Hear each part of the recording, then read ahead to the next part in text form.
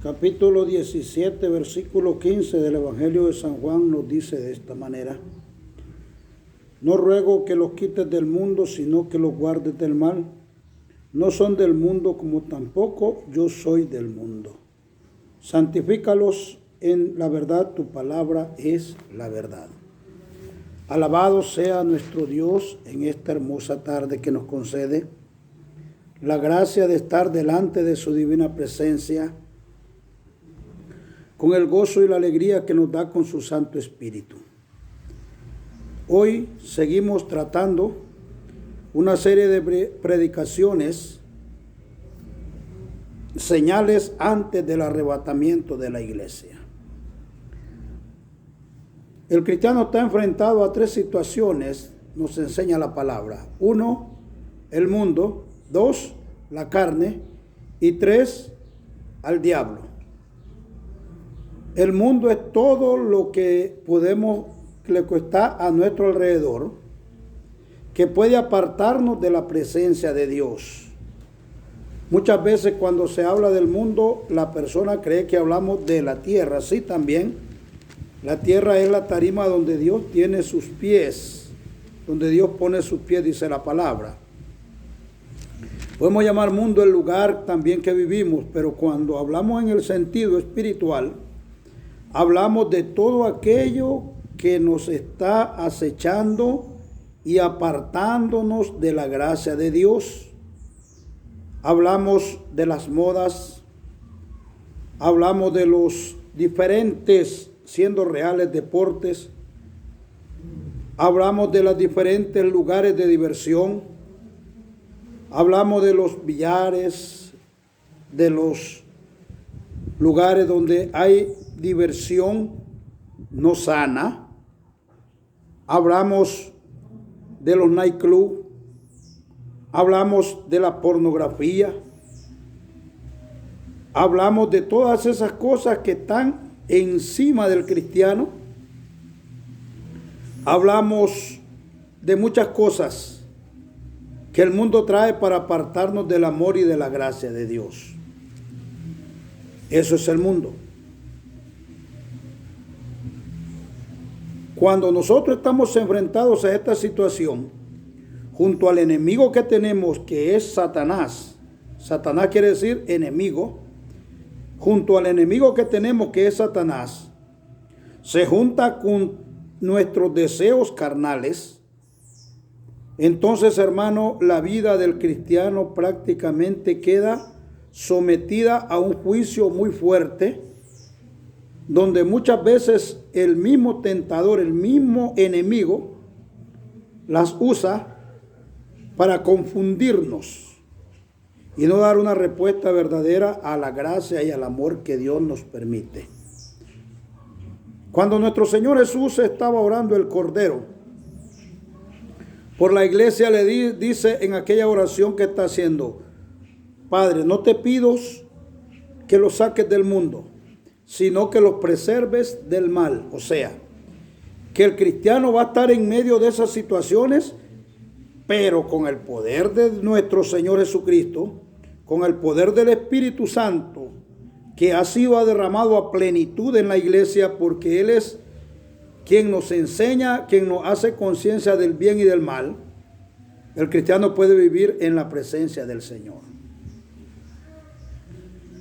Y hoy es tremendo, porque estas cosas da sentimiento hablarlas, pero es una grande realidad. Las iglesias cristianas están expuestas al mundo, pero sutilmente el mundo va minando las iglesias y va apartando de ellas el amor y la gracia que Dios ha puesto para alcanzar de Él su infinita y grande misericordia. Las modas van entrando a la iglesia. Todas esas cosas van entrando a la iglesia porque el hombre se está enseñando a través de los púlpitos que puedes hacer lo que tú desees, no importa, con tal vayas a perseverar en el Señor, no importa, Dios te perdona. El diablo ha tomado los púlpitos El diablo ha traído su batalla, como les he explicado siempre desde el principio. Quiso desaparecer la iglesia matando a los cristianos, no lo logró. Luego, en el año 313, Constantino lleva a la iglesia y le da el perdón, pero entra la idolatría. O sea, eso fue una manera muy diferente de llevar adelante sus proyectos de engaño a Satanás. Nunca fue cristiano Constantino, se bautizó hasta que estaba en el lecho de su muerte, un hombre que le tenían temor hasta mencionarle, hablarle cerca de él. Introdujo la idolatría. Luego viene el mundo luchando contra de la iglesia con el enemigo que es Satanás. Se desencadenan las grandes persecuciones a la iglesia. Se desencadenan aquellas grandes inquisiciones. Podríamos hablar de la Inquisición española en 1514. Cosas que se vinieron dando y todas iban en contra del cristiano. Y si usted analiza todas iban en contra de los cristianos, pero pasaba una situación. Todas han usado la Biblia como pretexto para llevar adelante sus proyectos. Grandes persecuciones al pueblo de Israel. El pueblo de Dios siempre ha sido culpado por las situaciones que sucedían. Se dio la fiebre, la peste negra en Italia. Le echaron la culpa a los judíos. Hay que matarlos. El conflicto de la Segunda Guerra Mundial allá con Hitler mató más de 5 millones, según estadísticamente casi 6 millones de judíos. Siempre el mundo ha estado en contra de la iglesia. Y hoy el diablo, sagaz y sutilmente, va llevando adelante sus proyectos. Pero les tengo una noticia. El Señor dice que el cristiano está llamado a vivir en medio de estas situaciones porque Él dijo una promesa. Yo estaré con ustedes todos los días hasta que se termine el mundo. ¿Qué es lo que está sucediendo, mis amados, en el Señor? Que el diablo sutilmente está llevando adelante sus proyectos y, como les digo, hoy está tomando la iglesia. Desde los púlpitos. Y lastimosamente hay tanta gente engañada, que el diablo está haciendo su buen negocio. Tremendo, mis amados en el Señor. Ahora, ¿qué nos dice la palabra del Señor sobre el cristiano, cómo debe de ser? Romanos, aquí tengo la palabra de Dios.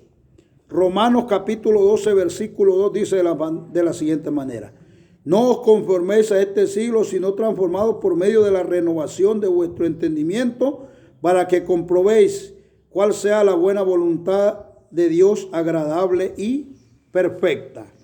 Primero, el cristiano no se debe conformar a las cosas que el mundo nos da. El cristiano, amados en el Señor, por Dios bendito, no debemos de conformarnos a lo que el mundo nos da.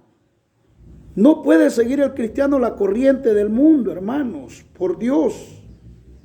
El cristiano vive en medio del mundo, pero el Señor Dios, no te pido que lo saque del mundo, sino que lo preserve del mal. Y si tenemos esa promesa de ser preservados del mal, es porque se va a cumplir, porque Dios no es mentiroso.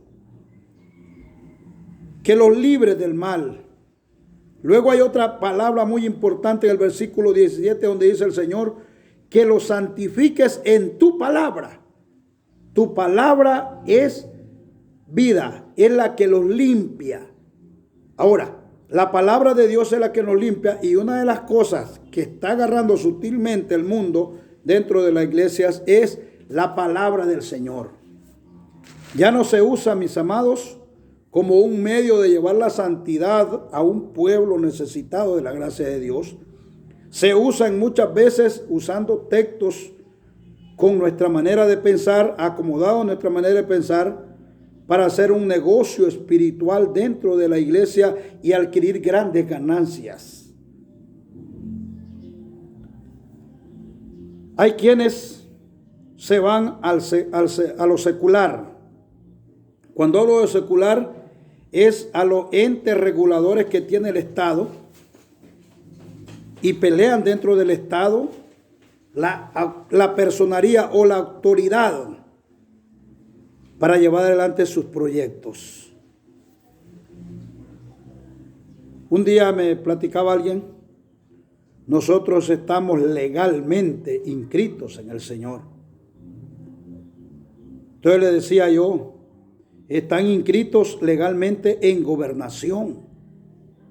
Es otra historia. Una cosa es estar autorizado por el Estado, porque ese es un problema que ha pasado, que la iglesia siempre se ha mezclado con el Estado, y si no, mire usted tanto daño que ha hecho el Estado a las iglesias. Hay que ser honesto. Persecuciones del un lado, persecuciones del otro lado. El Estado tuerce la palabra del Señor para que la llevemos adelante y que el cristiano haga lo que el Estado dice. Más de 50 países en el mundo ateos. Más de 50 países que es prohibido llevar una palabra. Cuando la palabra santifica, en esos países es prohibido llevar. Otros han ido al extremo. Se han presentado como dioses y exigen adoración por un pueblo sumiso a las condiciones que ellos ponen. En Egipto, en Etiopía, en Pakistán. Países que es prohibido llevar una Biblia. Y vemos cómo el mundo se ha ido metiendo y cómo los mismos cristianos aprueban esto solo porque no están de acuerdo con ellos. Todos buscan protagonismo. Tremendo. Tenemos que luchar contra nuestros pecados, amados cristianos, para caminar en la presencia del Señor. Qué desgracia se está viviendo. Cómo la iglesia antes era una sola, ahora son todas las que se prestan para esta persecución de los cristianos. De una manera sutil, creyendo que están en lo correcto, están en el error. Hoy estudiábamos en un grupo de hermanos el capítulo 1 del libro de Gálatas. Y decía la palabra del Señor que hablaban de Pablo, que antes perseguía a la iglesia y la asolaba, pero hoy habla de lo que él asolaba. O sea, quiero decirles, hay muchos, hoy en día muchos, que creen estar en la verdad y andan asolando a las iglesias, marginándolas, dañándolas. Creen que están en lo correcto. Dice la palabra del Señor en San Marcos capítulo 8 versículo 22 y siguiente, si lo quiere leer, que había un ciego. Llegó el Señor Jesús y le pasó la mano por su cara, sus ojos, para que viera, y le preguntó que qué veía. Y le dijo el ciego: veo los hombres, pero los veo como árboles. Así mira la iglesia hoy confuso. Hay muchos que están viendo confusos, pero dice la palabra del Señor que después el Señor Jesús le volvió a pasar los ojos, las manos por sus ojos, y le volvió a preguntar que cómo veía, y le dijo: veo clarito, veo a los hombres tales como son. ¿Sabe qué falta? Una intervención de Dios en nuestras vidas para que veamos clara la vida cristiana y podamos apartarnos del mal, no enredarnos en él, ni dañarnos en él. Es señales de los últimos tiempos, que a lo bueno se le iba a llamar malo y a lo malo se le iba a llamar bueno, que tendrán deseo de escuchar en su oído. Fíjese, hermano, que es bien tremendo decir esto, pero hay que decirlo, porque es para la gloria de Dios. Hay pastores que viven en adulterio, declarado. Pero buscan la línea, buscan las personas que le digan que lo que están haciendo es correcto, que no hay ningún problema, que sigan adelante. Otros se jactan de haber estudiado con uno, de conocer del otro, y a fin de cuentas la palabra del Señor dice que son necios. Es una confusión tremenda la que vive las iglesias hoy en día. Otros han reducido la salvación o la vida cristiana a un rito, Tómate el Salmo 91, quémalo y tómatelo porque se te va a curar ese cáncer. Trae tanto dinero y pacta con el Señor y orar por ti, la ofrendes de tanto y te vas a sanar. Otros reducen la salvación a un pañito ungido. ¿Sabe qué está haciendo con esas cosas? Le está quitando la gloria a Dios y se la está dando a un pañito ungido. Siempre le recuerdo por qué Martín Lutero se levantó en ese tiempo.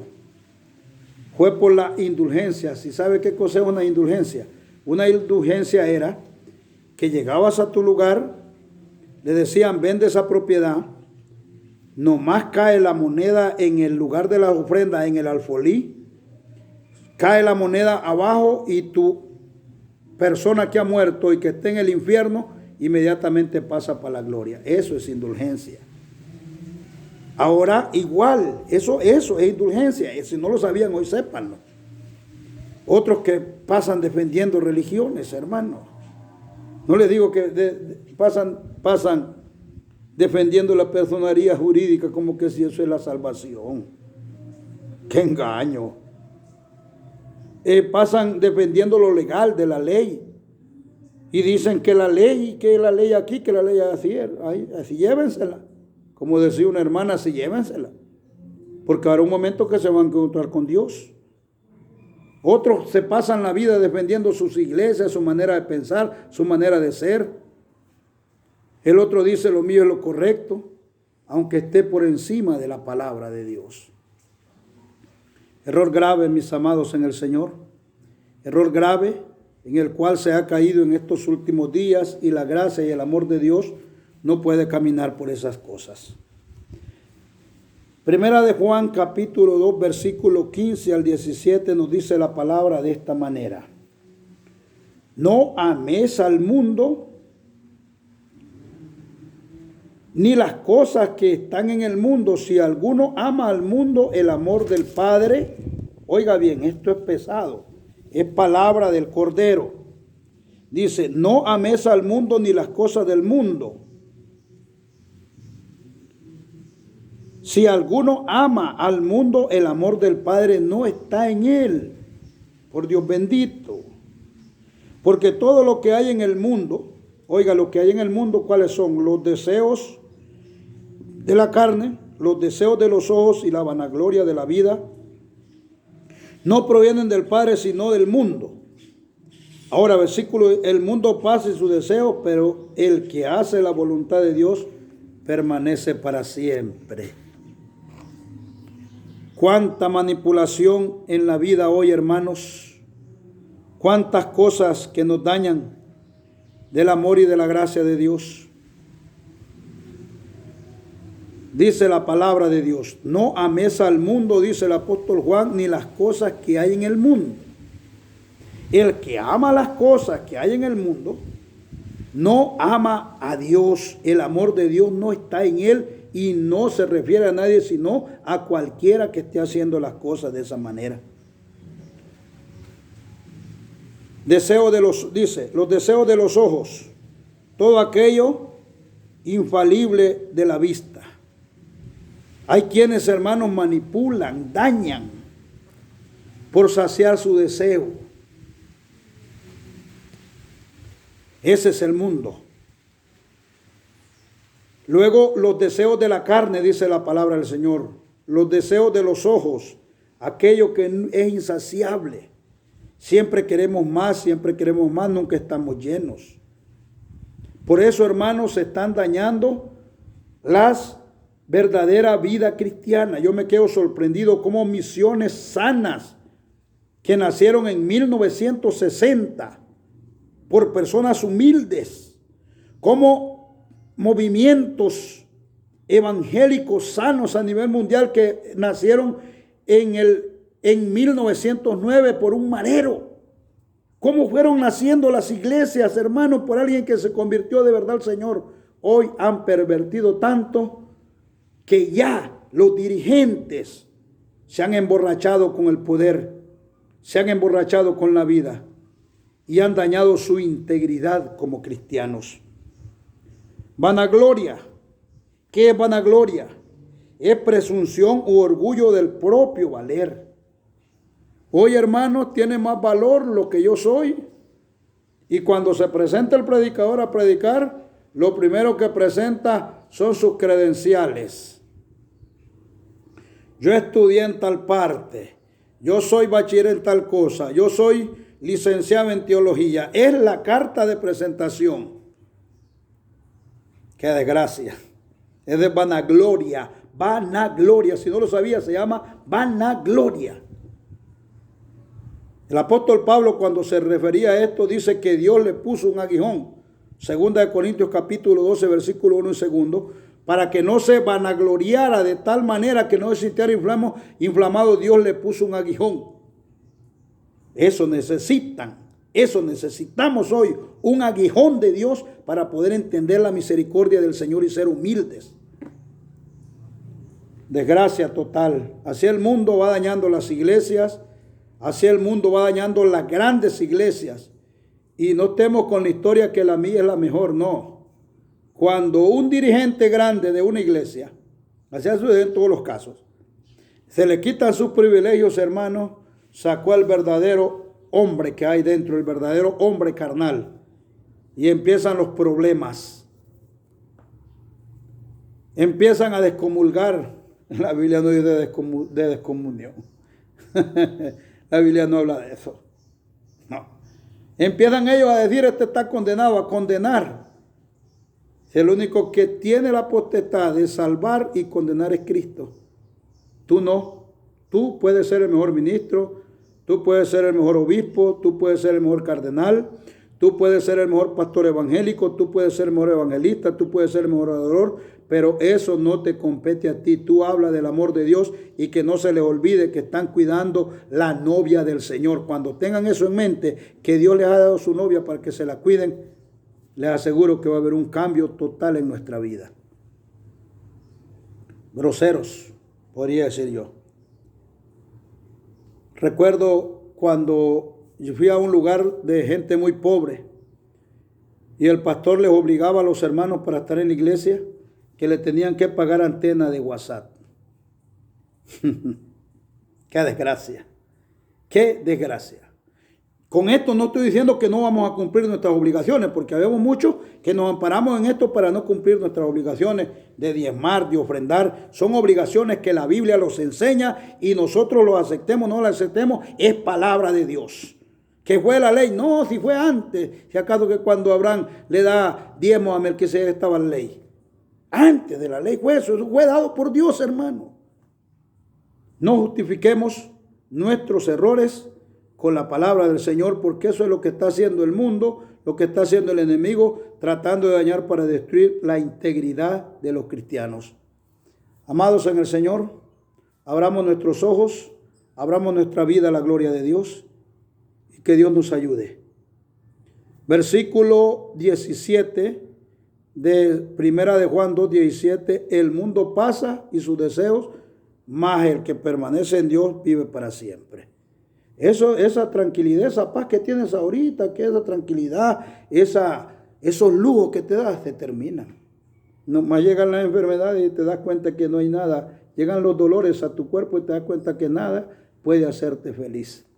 Vuélvete a Dios, hermano, y goza de la presencia del amor de Dios. Que Dios los bendiga y la gloria siempre es para Dios.